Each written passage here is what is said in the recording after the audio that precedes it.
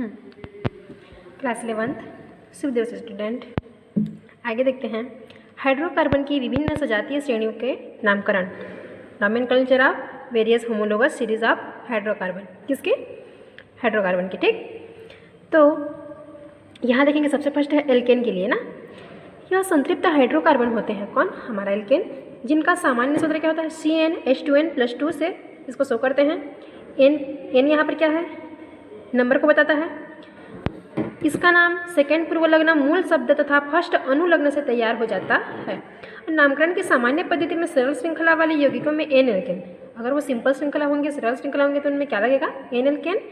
शाखा युक्त यौगिकों को आइसो, जो सेंट्रल कार्बन की वैलेंसी को जो फ्री करते हैं उसके लिए आइसो, और फिर इधर नियो कैसे लगाते हैं देखेंगे। नियो पूर्वलग्न लगाकर लिखते हैं, किंतु IUPAC पद्धति में सेकेंड पूर्वलग्न होने के कारण इस प्रकार के पूर्वलग्न लगाने की आवश्यकता नहीं है।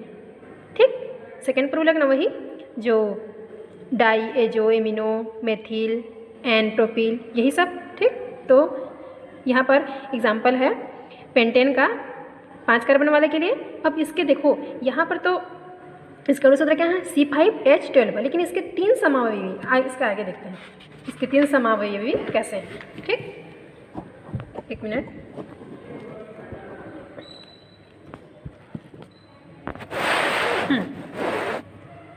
यहाँ देखो ये सारे कितने कार्बन वाले हैं? 5 कार्बन वाले। ठीक, अब ये सीधी श्रृंखला में है तो इसके क्या हो जाएगा? इसका नाम एन पेंटेन। इसका IUPAC नाम क्या हो जाएगा? सिर्फ पेंटेन। क्यों? क्योंकि यहाँ पर 5 कार्बन वाले हैं और सभी कार्बन में इसकी संयोजकता कंप्लीट हो रही है। देखो इसके लिए 3, यहाँ का 1 हाइड्रोजन, 4, इसके लिए 1, यहाँ 2 हाइड्रोजन, यहाँ 2 हाइड्रोजन, इस कार्बन के लिए यहाँ 2 हाइड्रोजन, यहाँ 2 हाइड्रोजन, इस कार्बन के लिए यहाँ 3 हाइड्रोजन।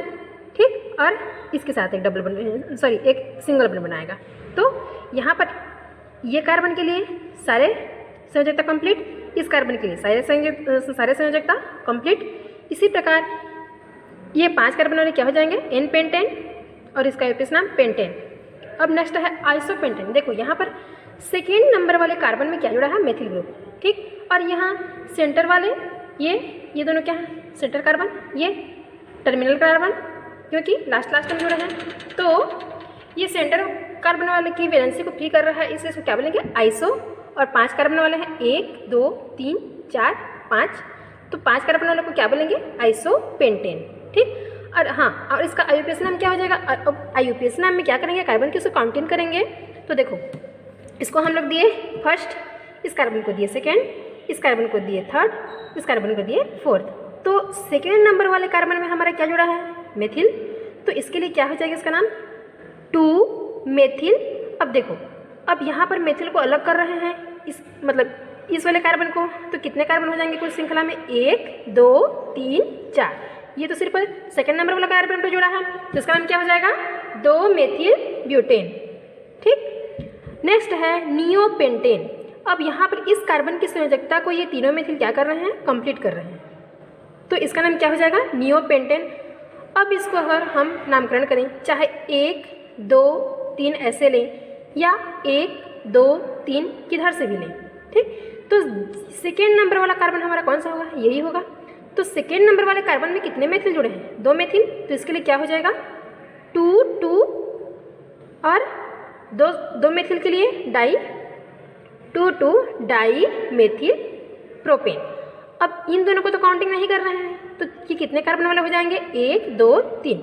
तो 3 कार्बन वाले को क्या बोलेंगे? Di methyl propane. आया समझ में?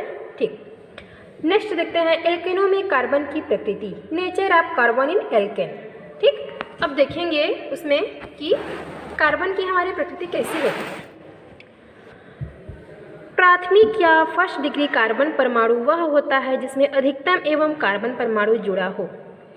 अधिकतम कितने कार्बन परमाणु? सिर्फ 1 कार्बन परमाणु जुड़े हो। ठीक, अब यहाँ पर देखो CH4 सिर्फ 1 कार्बन परमाणु, यहाँ के लिए CH3 1 कार्बन जुड़ा है इस कार्बन के साथ, और इस कार्बन के साथ भी 1 कार्बन जुड़ा है यहाँ, और इस वाले कार्बन के साथ भी ये 1 ही कार्बन जुड़ा है। ठीक, तो ये क्या हो जाएंगे? हाँ, अब देखो यहाँ पर एक चीज़ है, इस वाले कार्बन को 1 डिग्री मानेंगे, लेकिन इसको 2 डिग्री क्यों मानेंगे? क्योंकि यहाँ पर इधर भी जुड़ा है और इधर भी जुड़ा है समझ में। तो इस कार्बन के लिए ये दोनों कार्बन जुड़े हैं तो इसको क्या मानेंगे 2 डिग्री, और इसके साथ सिर्फ एक ही कार्बन जुड़ा है, इधर तो नहीं जुड़ा है, इसलिए इसको क्या मानेंगे 1 डिग्री। और यहाँ पर भी इस कार्बन के साथ सिर्फ यही कार्बन जुड़ा है, इधर तो नहीं जुड़ा है, इसलिए इसको भी 1 डिग्री मानेंगे। और यहाँ भी इस कार्बन के साथ सिर्फ एक कार्बन जुड़ा है और इस कार्बन के साथ भी सिर्फ एक कार्बन ही जुड़ा है, इसलिए इसको क्या बोलेंगे सिर्फ 1 डिग्री 1 डिग्री। इस कार्बन के साथ ये सिंगल ही है तो 1 डिग्री कहलाएगा, लेकिन ये क्या कहलाएगा 2 डिग्री। ठीक, तो यहाँ पर क्या बोल रहा है, प्राथमिक या फर्स्ट कार्बन परमाणु, फर्स्ट डिग्री कार्बन परमाणु वह होता है जिससे अधिकतम एक कार्बन परमाणु जुड़ा हो। आया समझ में। ये सेकंड डिग्री क्यों हुआ, क्योंकि इस कार्बन के साथ इधर भी जुड़ा है, इधर भी जुड़ा है। आया समझ में। अब यहाँ पर देखो लिखा है द्वितीयक या सेकंड कार्बन परमाणु वह होता है जिससे 2 कार्बन परमाणु जुड़े हों। अब इस कार्बन के साथ दोनों कार्बन परमाणु जुड़े हैं, इसलिए ये क्या कहलाएगा सेकंड डिग्री, बाकी इधर 1 डिग्री। आया समझ में।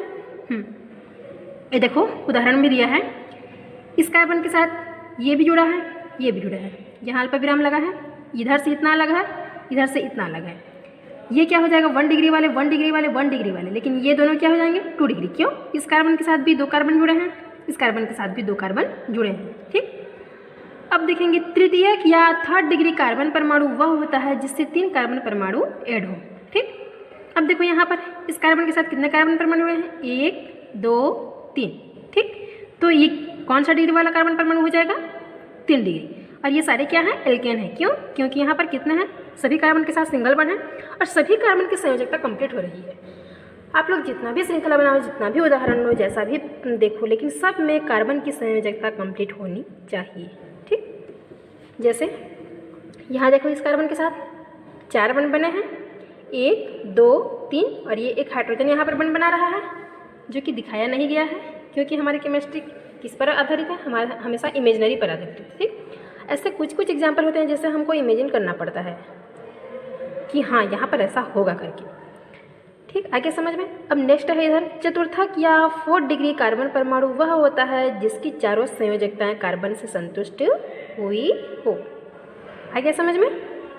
अब देखो यहाँ पर इस कार्बन के साथ कितने मेथिल ग्रुप जुड़े हैं 4 मेथिल, जो कि इस कार्बन की संयोजकता को क्या कर रहे हैं कंप्लीट कर रहे हैं, और इन सारे कार्बन की संयोजकता भी कंप्लीट हो रही है।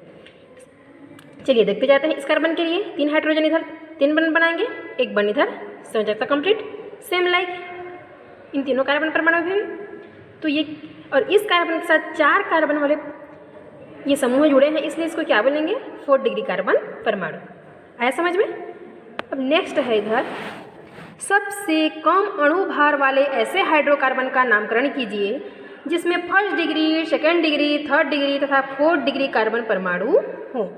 ठीक, क्या बोल रहा है इसमें, सबसे कम अणु भार वाले ऐसे हाइड्रोकार्बन का नामकरण कीजिए जिसमें कौन कौन से कार्बन परमाणु जुड़े हों। 1 डिग्री वाले मिलेंगे, 2 डिग्री वाले मिलेंगे, 3rd डिग्री वाले मिलेंगे, 4th डिग्री वाले मिलेंगे। ठीक, अब नामकरण करते समय इसको कैसे करेंगे, नामकरण तो इधर से करेंगे 1 2 3 4 5। आ गया समझ में। 1 2 ये 3 ये 4 ये 5, और कितने कार्बन वाले हैं 5 कार्बन वाले, इसलिए क्या बोलेंगे इसको पेंटेन। अब देखो इसका नाम 2 2 3 ट्राई मेथिल पेंटेन कैसे होगा। यहाँ पर सेकेंड नंबर के कार्बन पर 2 मेथिल समूह जुड़े हैं, इसलिए इसका नाम क्या हो जाएगा 2 2, और फिर इधर 3rd नंबर कार्बन परमाणु पर भी जुड़ा है कौन मेथिल। तो कुल कितने मेथिल समूह जुड़े हैं 1 2 3। किसके किसके पर, इसके लिए 2 जुड़े हैं इसलिए इसको 2 2, यहाँ पर सिर्फ एक ही है इसके लिए सिर्फ इसका क्या नाम देंगे 3, तो 2 2 3। अब 3 मेथिल समूह जुड़े हैं, इसके लिए क्या हो जाएगा ट्राई और मेथिल, क्या जुड़े हैं मेथिल। अब यहाँ पर पेंटेन कितने कार्बन वाले 5 कार्बन वाले, 1 2 3 4 5। ये इसको काउंटिंग नहीं करेंगे ना क्योंकि ये तो श्रृंखला में जुड़े हैं। आ गया समझ में। तो इसका नाम क्या हो जाएगा 2 2 3 ट्राई मेथिल पेंटेन। अब इसमें देखते हैं कि 1st degree, 2nd degree, 3rd degree, 4th degree वाले कार्बन परमाणु कहाँ पाए जाएंगे। ठीक, ये देखो नामकरण तो इधर से कर रहे थे, लेकिन यहाँ पर हम ये 1st degree, 2nd degree, 3rd degree, 4th degree वाले कार्बन परमाणु को कैसे खोजेंगे। अब इस कार्बन के साथ सिर्फ यही कार्बन परमाणु जुड़ा है, इधर तो है ही नहीं, इसलिए ये वाला कार्बन क्या हो जाएगा फर्स्ट डिग्री वाला कार्बन परमाणु, ठीक। और ये वाला कार्बन परमाणु क्या हो जाएगा, सेकेंड डिग्री वाला कार्बन परमाणु। क्यों? क्योंकि इस कार्बन के साथ ये कार्बन भी जुड़ा है और ये कार्बन भी जुड़ा है, तो ये क्या हो जाएगा, सेकेंड डिग्री वाला कार्बन परमाणु। और ये क्या हो जाएगा, ये थर्ड डिग्री वाला कार्बन परमाणु। क्यों? क्योंकि इस कार्बन के साथ ये कार्बन 1, ये कार्बन 2 और ये कार्बन 3, तो 3 कार्बन वाले ये जो इस एग्जाम्पल में ये 3 कार्बन वाले जो समूह हैं वो इस कार्बन के साथ जुड़ रहे हैं, तो ये क्या हो जाएगा, थर्ड डिग्री वाले कार्बन परमाणु। और ये क्या हो जाएगा, इस कार्बन के साथ देखो 4 कार्बन परमाणु जुड़े हैं, ये कार्बन, ये कार्बन, ये और ये, तो ये वाला क्या हो जाएगा, फोर्थ डिग्री वाले कार्बन परमाणु।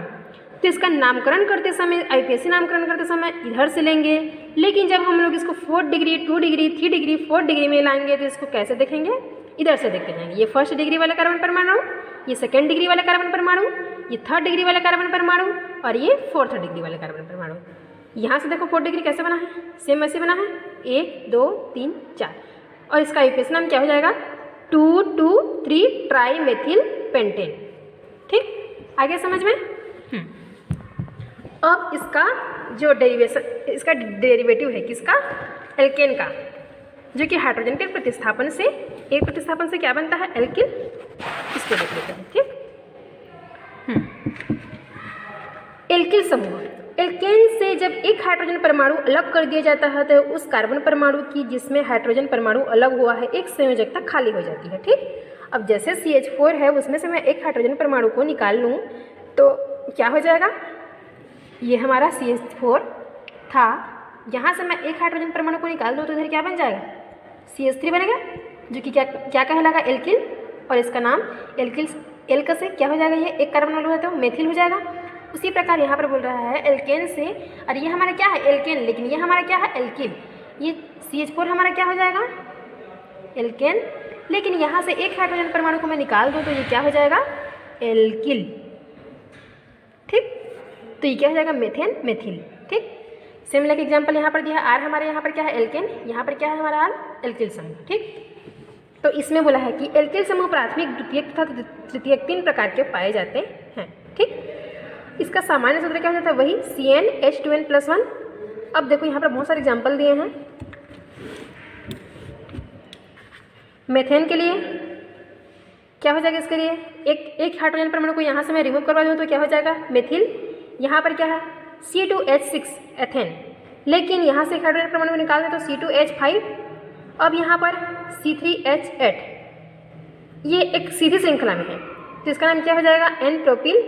C3 3 कार्बन वाले और हाइड्रोजन कितने हैं, 8, 3 4 5 6 7, क्यों 7 हुए, क्योंकि यहाँ से एक हाइड्रोजन को हम लोग रिमूव करवाए हैं तभी क्या बना है, एल्किल, इसलिए ये क्या हो जाएगा, C3H7, जिसका नाम क्या हो जाएगा, N प्रोपिल, या इसको क्या बोल सकते हैं, आइसोप्रोपिल।